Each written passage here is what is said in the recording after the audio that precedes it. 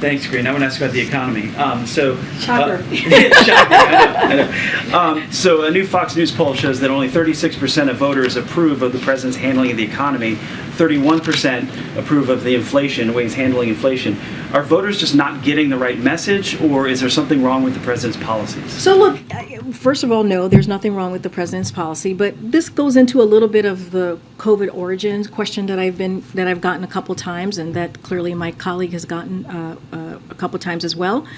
We are just coming out, what the American people have had to deal with for the last almost 3 years now, if you think about it, COVID, right? COVID-19, once in a generation pandemic, which really put the economy, as you know, into a tailspin.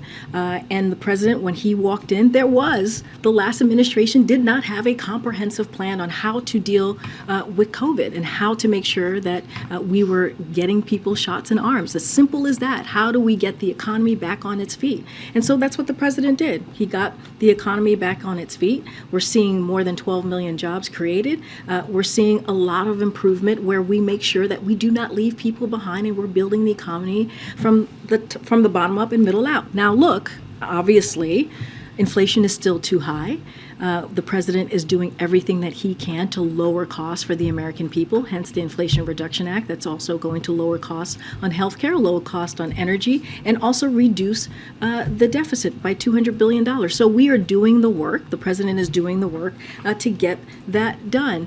But look, as I said, inflation is still is too high, and we're going to continue to focus on that. But we believe that the president's economic policy is working, and all you have to do is look at the data. And let's not forget, we had the Putin's war, right? We have Putin's war that increased gas prices, that helped increase inflation. That was a problem, and that's why the president took historic action on gas prices. So we're going to continue to act. So when does the president then tell those people whose wages are rising, but rising less than inflation is rising? When can those people expect their wages to outpace inflation? So look, we have talked about this many times, that we are headed into a more stable and steady growth, and we think that, and I think I've mentioned this last time, there might be some setbacks at times, but we're going to continue to pursue that what we believe an economic plan, the president's economic plan. Again, that's growing the economy, making sure we don't leave anybody behind, and continue to push that forward.